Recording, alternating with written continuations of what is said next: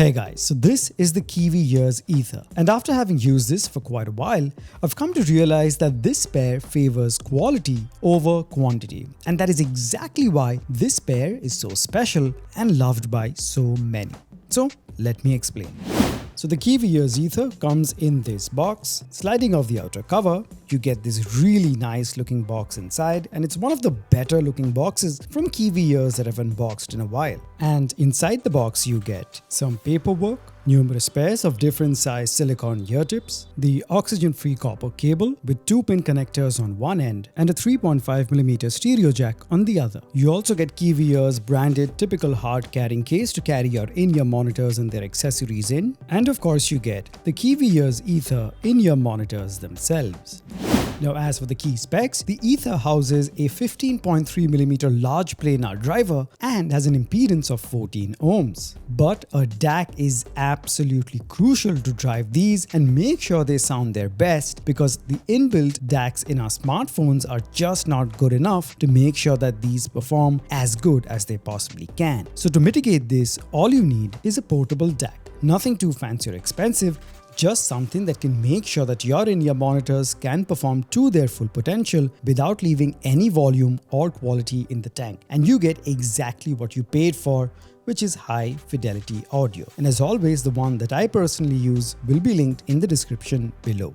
Now as for the build quality of the Aether, it is primarily resin and has a very eye-catching faceplate that glitters under certain lighting conditions, but it looks pretty solid overall. This pair, however, is a thick boy, owing to the fact that it houses a large planar driver inside, but the fit and comfort is on point with no ear fatigue even after extended listening sessions. The only drawback, however, would be the stock cable that could have been more premium at this price point. It feels slightly flimsy and cheap, which doesn't match the otherwise premium packaging, the feel of the monitors themselves. Then again, these are replaceable, so one can always swap these out for more premium cables in the future.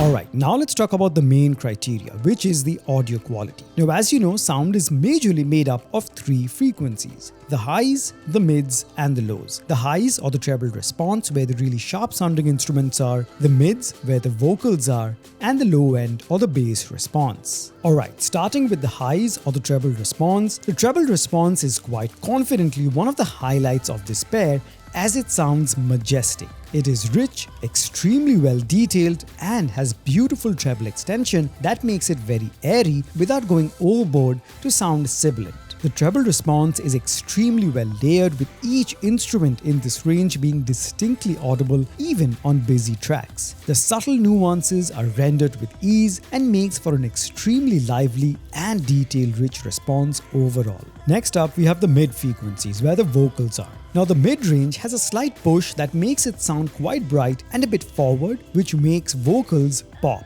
This may or may not be something you prefer depending on your taste. Personally, I found this to make the male vocals sound a bit thin at higher volumes, where I was left wanting a bit more depth and body, as it takes away the natural tonality. But unless you always max out the volume, the vocals, while a bit bright, regain its natural tonality at much more modest volumes. Instruments sound great on these, especially the strokes of guitars that are packed with detail, sound rich and have excellent separation between them without any overlap with the vocals, so no, there was no clutter at all.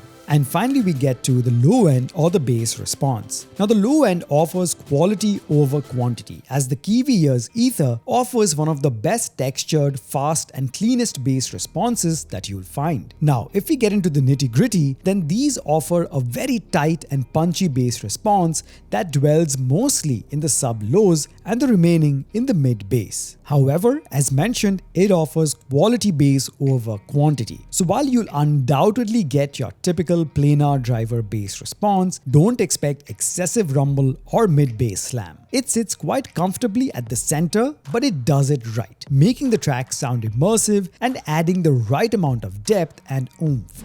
Now the soundstage on these are modestly wide, but with very impressive imaging, which makes for quite an immersive listening experience thanks to your ability to be able to comprehend the position of instruments in the track. And the same thing will roll over into your gaming experience, where you can very easily make out where footsteps are coming from, where gunshots are being fired. So yes, even casual to a bit of serious gamers can give these a try.